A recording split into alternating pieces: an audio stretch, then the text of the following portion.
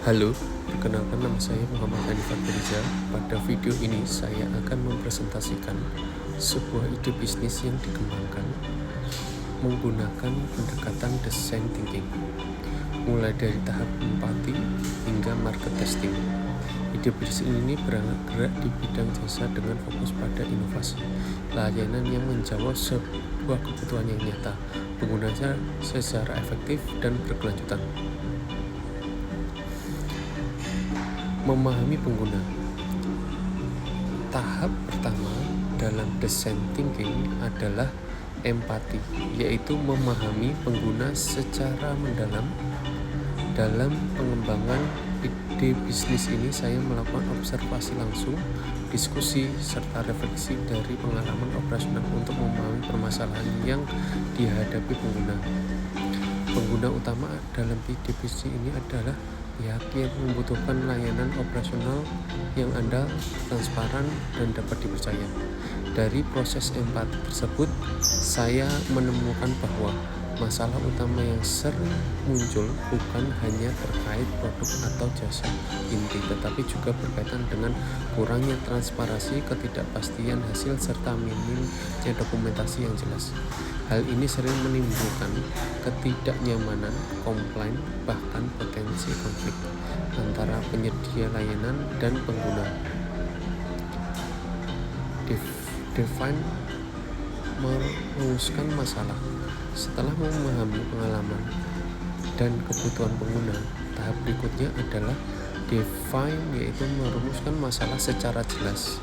Berdasarkan hasil empati, masalah utama dapat dirumuskan sebagai berikut. Bagaimana menciptakan sebuah layanan yang tidak hanya memenuhi kebutuhan operasional pengguna, tetapi juga memberikan transparansi, kejelasan proses, dan rasa aman bagi pengguna jasa. Rumusan masalah ini menjadi dasar dalam pengembangan solusi inovasi yang tepat sasaran. Identifikasi, hasilkan ide solusi. Tahap ketiga adalah ideate, yaitu menghasilkan berbagai kemungkinan solusi.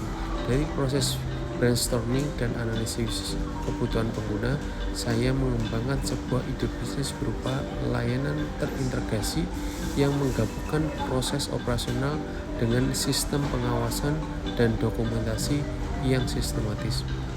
Ide ini tidak hanya berfokus pada penyediaan layanan utama, tetapi juga memberikan nilai tambah berupa kejelasan proses, akurasi hasil, serta peningkatan kepercayaan pengguna. Dengan kata lain, inovasi ini menjual lebih dari sekedar jasa, tetapi juga menjual keamanan, transparansi, dan profesionalisme. Yang keempat, prototype. Membangun bentuk nyata. Tahap selanjutnya adalah prototype, yaitu mewujudkan ide menjadi bentuk yang dapat diuji.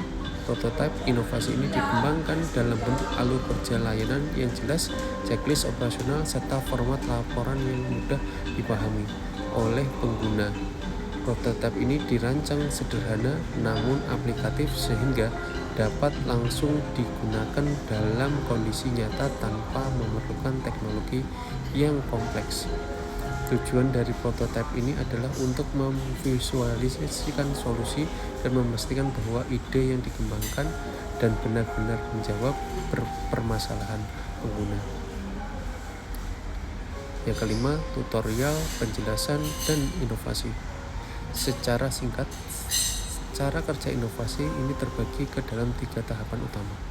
Tahap pertama adalah pra-layanan, yaitu verifikasi kebutuhan pengguna dan persiapan dokumen pendukung. Tahap kedua adalah pelaksanaan layanan, di mana proses operasional diawasi dan dicatat secara sistematis. Tahap ketiga adalah pasca layanan, yaitu penyusunan laporan hasil yang transparan dan dapat dipertanggungjawabkan. Dengan alur ini, pengguna dapat memahami seluruh proses layanan secara jelas sehingga kepercayaan dan kepuasan pengguna dapat meningkat. Yang keempat, market testing, uji pasar. Tahap terakhir dalam design thinking adalah Market testing yaitu menguji solusi kepada pengguna secara langsung. Uji pasar dilakukan melalui penerapan terbatas atau pilot project kepada pengguna yang relevan serta dengan mengumpulkan umpan balik secara langsung. Hasil market testing menunjukkan bahwa pengguna merespon positif inovasi ini, terutama karena adanya transparansi proses dan kejelasan hasil. Layanan masukan dari pengguna juga digunakan untuk menyempurnakan layanan agar lebih sesuai dengan kebutuhan pasar.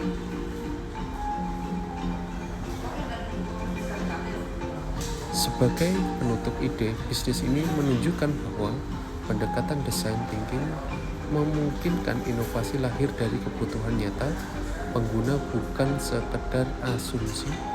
Dengan fokus pada empati, kejelasan masalah, dan pengujian pasar, solusi yang dihasilkan menjadikan lebih relevan, bernilai, dan berkelanjutan. Demikian pitching ide bisnis yang saya sampaikan. Terima kasih atas perhatiannya.